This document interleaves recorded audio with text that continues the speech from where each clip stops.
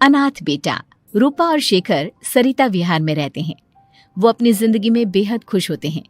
दोनों का शौर्य नाम का एक बेटा भी होता है, जिस पर दोनों ही अपनी जान छिड़कते हैं। शेखर, अब तो आप शौर्य को अपनी गोद से नीचे उतार दीजिए, उसके सोने का टाइम हो रहा है। नहीं रूपा, इसे मेरे पास ही रहने दो प्लीज। मैं थोड़ी देर में इसे बिस्तर में सुला दूंगा। लेकिन कल सुबह आपकी ऑफिस में मीटिंग भी तो है ना, और इसके लिए आपको कल जल्दी भी तो निकलना होगा। जाइए, आप भी जाकर सो जाइए। क्या यार, अभी तो मेरी गोद में आया था मेरा बेटा और तुम उसे लेकर जा रही हो। बाद में कर लेना अपने बेटे से प्यार, अभी जाकर सो जाइए।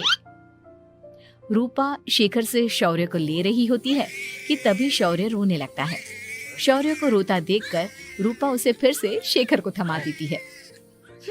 आपका बेटा ना एक नंबर का नौटंकी है, बिल्कुल आप पर गया है वो। साफ बोलो ना, तुम्हें जलन होती है हम दोनों बाप बेटे का प्यार देखकर। पहले बड़ा तो होने दो तुम शौर्य को, फिर देखना वो सबसे ज्यादा मुझे ही प्यार करेगा। देखते हैं। ऐसे ही दिन बीतते चले जाते हैं और एक दिन कैंसर की बीमारी के चलते रूपा की मौत हो जाती है। अब शौर्य 3 साल का हो चुका होता है, जिसके कारण उसकी दादी शेखर पर दूसरी शादी का दबाव बनाने लगती है। शेखर, शौर्य अभी बहुत छोटा है और उसे इस समय एक माँ के प्यार की बहुत जरूरत है। क्या पता जो दूसरी औरत आएगी वो मेरे बेटे को एक माँ का प्यार दे या ना दे। तो रूपा की छोटी बहन वैशाली से ही शादी क्यों नहीं कर लेता? वो तो शौर्य को एक माँ का प्यार पूरा दे सकती है ना।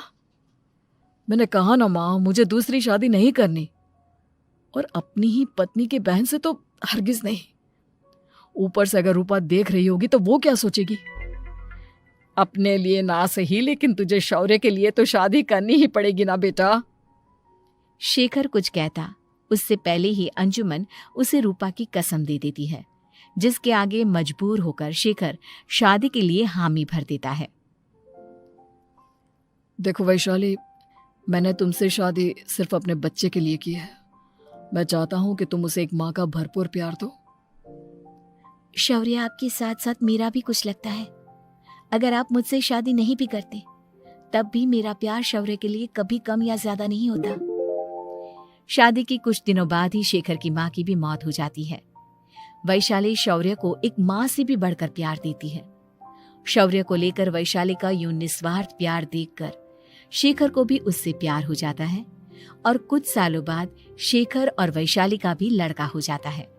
लेकिन इसके बाद वैशाली का शौर्य को लेकर बर्ताव बदलने लगता है। वैशाली, मैं देख रहा हूं तुम आजकल शौर्य का जरा भी ध्यान नहीं रख रही हो। मुझे पता नहीं था कि आदित्य के होने के बाद तुम इतना बदल जाओगी। आदित्य मेरा अपना सगा खून है और शौर्य दीदी का, फिर मैं दोनों में अंतर कैसे नहीं करूं? माँ भले ही दोनों की अलग अलग है, लेकिन पिता तो एक है ना। अगर मुझे पहले पता होता कि तुम इतनी जल्दी बदल जाओगी तो मैं कभी तुमसे शादी ही नहीं करता। हाँ, तो किसने कहा था आपसे मुझसे शादी करने के लिए? मैं थोड़ी ना आई थी आपके पास, आपकी माँ ही आई थी मेरे घर आपका रिश्ता लेकर। वैशाली, मुझे तुमसे ऐसी उम्मीद नहीं थी। गुस्से में शेखर अपना पैर पटकता हुआ शौर्य को वहां से लेकर चला जाता है। पापा, मम्मा मुझसे प्यार क्यों नहीं करती?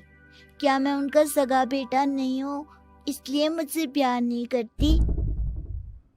मम्मा नहीं करती तो क्या हुआ बेटा, पापा तो करते हैं ना आपसे प्यार। कुछ दिनों के बाद, आज तुझे खाना पीना कुछ नहीं मिलेगा, चल चुपचाप से अपने रूम में जाकर सो जा। माँ, अब भाई को खाना क्यों नहीं दे रही हो? बेटा तू आराम से खाना खा, इस नालायक की चिंता मत कर। एक दिन खाना नहीं खाएगा तो मर नहीं जाएगा ये। अगर भैया क्यों बन रहा है? ये तेरा सौतेला भाई है, सगा नहीं जो तू लक्ष्मण बन रहा है। माँ, आपको इतना भी नहीं मालूम? श्री राम और लक्ष्मण सगे भाई नहीं थे। श्री राम माता कौशल्या और लक्ष्मण माता सुमित्रा की कोख से जन्मे थे। दोनों के सिर्फ पिता एक थे, लेकिन माँ अलग थी।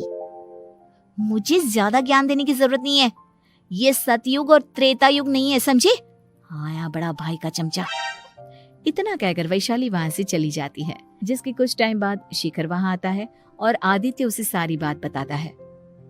मुझे माफ कर दो शौर्य, तुम्हारी माँ के जाने के बाद मुझे दूसरी शादी का फैसला करना ही नहीं चाहिए था। अगर मैं दूसरी शादी नहीं करता तो शायद आज तुम्हारी ये हालत ना होती। नहीं पापा, अगर आप शादी नहीं करते तो मुझे आदित्य जैसा छोटा भाई कभी नहीं मिलता। थैंक यू मुझे इतना अच्छा भाई देने के लिए। तुम दोनों हमेशा ऐसे ही साथ रहना, फिर कोई भी तुम दोनों का कुछ नहीं बिगाड़ पाएगा। चलो मैं तुम दोनों को आइसक्रीम खिला कर लाता हूँ, बहुत भूख लग रही है ना। शेखर शौर्य और आदित्य को आइसक्रीम दिलाने लेकर जाता है।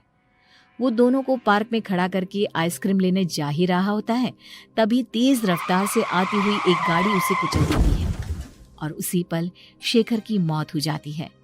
जिसके बाद शौर्य की जिंदगी नर्क से भी बदतर हो जाती है। सुन रहे चिरकुट, इस घर के किसी भी सामान को मेरी मर्जी के बगैर हाथ मत लगाना। इन सब पर अब तेरा कोई हक नहीं है, समझा? ठीक है माँ, मैं आपकी इजाजत के बगैर किसी चीज को हाथ नहीं लगाऊंगा। चल जाकर अब पूरे घर की सफाई कर। महज 7 साल का शौर्य वैशाली के कहने पर अपने नन्हे नन्हे हाथों से पूरे घर की सफाई करने लगता है। ऐसे ही दिन बीतने लगते हैं, लेकिन मासी से माँ बनी वैशाली को उस मासूम से बच्चे पर जरा भी तरस नहीं आता। क्यों शौर्य, ये घर में इतनी गंदगी कैसे हो रही है?